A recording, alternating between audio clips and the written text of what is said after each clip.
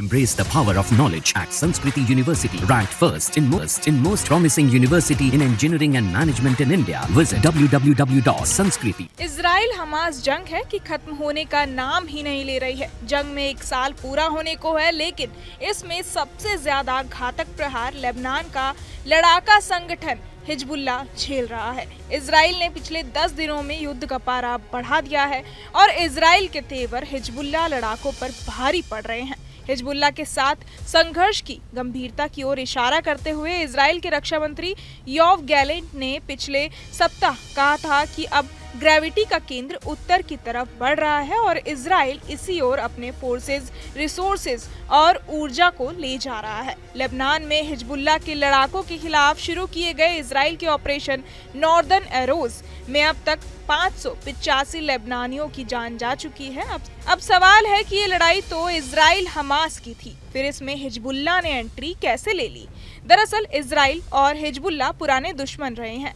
1979 में ईरान में हुई इस्लामिक क्रांति ने शिया बहुल लेबनान में उथल पुथल मचा दी थी। इस क्रांति से यहाँ का युवा वर्ग प्रभावित हुआ। कट्टरपंथियों के एक समूह ने इस क्रांति के बाद अमेरिका और इजराइल को दुश्मन समझना शुरू कर दिया। इस समूह को ईरान ने आर्थिक और सैन्य रूप से समर्थन दिया। दोनों एक समान विचारधारा और पश्चिम एशिया में शक्ति हासिल करने के लक्ष्य से जुड़े हुए थे। ईरान और हिजबुल्लाह दोनों के लिए ही यहूदी इजराइल साझा दुश्मन थे। इसके अलावा ईरान और हिजबुल्लाह दोनों ही इजराइल के मददगार अमेरिका से दुश्मनी करते थे। पश्चिम एशिया में अपने वजूद की लड़ाई लड़ रहे इजराइल की सेना ने 1982 में लेबनान पर हमला किया था। इजराइल का आरोप था कि लेबनान में फिलिस्तीन लिबरेशन ऑर्गेनाइजेशन के कार्यक्रम सक्रिय थे। इसी इजरायली आक्रमण का विरोध करने के लिए हिजबुल्लाह अस्तित्व में आया। 1985 में जारी एक खुले पत्र में हिजबुल्लाह ने अमेरिका को बुराई की पहली जड़ कहा और ईरान के पूर्व सुप्रीम लीडर खुमैनी के विचारों का समर्थन किया। खुमैनी ने बार बार कहा है कि अमेरिका हमारी सभी मुश्किलों का कारण है और सभी दुर्भावनाओं का स्रोत है। इसे लड़कर हम केवल इस्लाम और हमारे राष्ट्र की गरिमा की रक्षा करने के अपने वैध अधिकार का प्रयोग कर रहे हैं।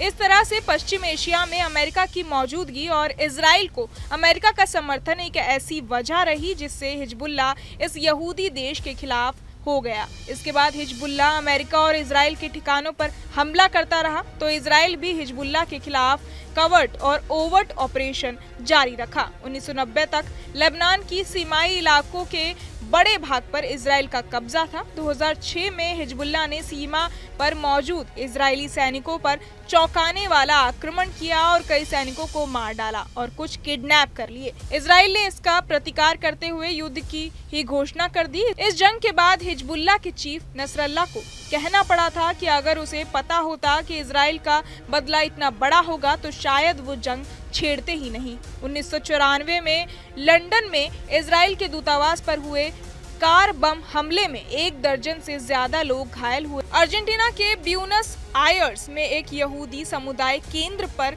हुए हमले में 85 लोग मारे गए। इन दोनों हमलों के लिए हिजबुल्लाह को जिम्मेदार ठहराया गया, हालांकि समूह ने इसमें शामिल होने से इनकार किया। 7 अक्टूबर 2023 को जब हमास ने इजराइल पर अपने अब तक के सबसे घातक हमले से दुनिया को चौंका दिया तो हिजबुल्लाह को यहाँ एक मौका नजर आया। हिजबुल्लाह के नेता नसरल्लाह ने नवंबर में हमास के नेताओं के साथ मुलाकात की ताकि इजराइल को निर्णायक तरीके से मात देने के लिए रणनीति बनाई जा सके। इसके बाद हिजबुल्लाह इजराइल के बॉर्डर पर लगातार फायरिंग करता आ रहा है। बहरहाल इस पूरी खबर को सुनकर आप क्या कुछ सोचते हैं, हमें कमेंट बॉक्स में जरूर बताएं और बाकी तमाम खबरों के लिए सब्सक्राइब करें news nation. Embrace the power of knowledge at Sanskriti University, ranked first in most promising university in engineering and management in India. Visit www.sanskriti.